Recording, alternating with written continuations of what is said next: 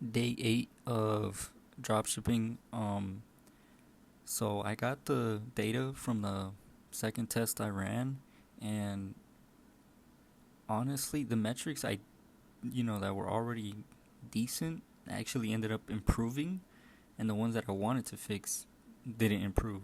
Like, add to carts, still got none. Um, CPMs improved. The ads did go to more people for like much less spend, and other little other smaller metrics improved, and then some also like they just worsened.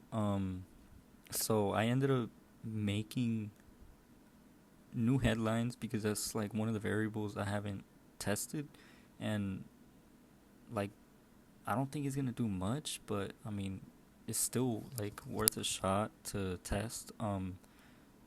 And plus I realized that yeah, it's a like very small part of the ad when like a person is scrolling, but in certain formats of the ad, I have realized that like it shows up instead of the hook, or it's there, and that's what they read.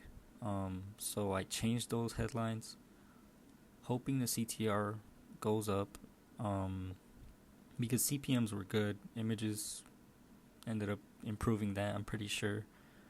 Um, I ended up changing the copy like a very little, not too much, but that's mainly because my click through rate, like it dropped a little, but I changed that. I didn't change much of it, so it's still pretty much the same. I did end up making an advertorial. I've been wanting to do this since like the first test, but like, you know, people say that, you should do desire tests without an advertorial, and once you find that desire and angle, you can pretty much make an advertorial to like boost conversions and all that. But I ended up making it now since I feel like people aren't like when they go on the product page, they just get hit with like an offer and that's it. So I think an advertorial would like give them a little bit more validation and trust, and once they people that actually get to it are going to be the people that actually want to get like buy it, so they'll click on it, and then they'll read through it or whatever, and they'll go on it, and then they finally see the offer, and after all that, I guess I feel like they're most likely to buy, those people that actually get to the end.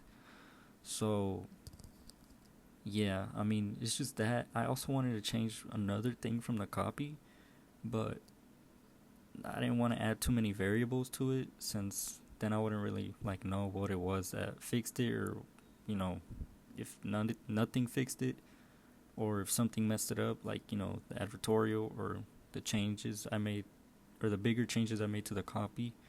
So that'll probably like I have more hope for this test than the last one, or the previous one, the second one. But if this one doesn't work out, I'll probably end up making more changes to the copy. Um, I'm doing like smaller budgets, not smaller budgets, like it's still $100 daily budget, but I'm stopping it when I don't see like those bigger mainstream events happening. Like the add to carts, or conversions and all that. But yeah, cost per link click did improve, so that was good. The only bad thing was that the link click through rate, you know, dropped a little.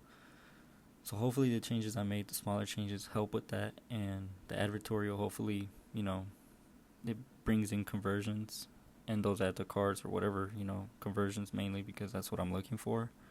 And the headlines, hopefully that improves the CTR for the whole ad, for mainly the ad, so more people end up clicking on it.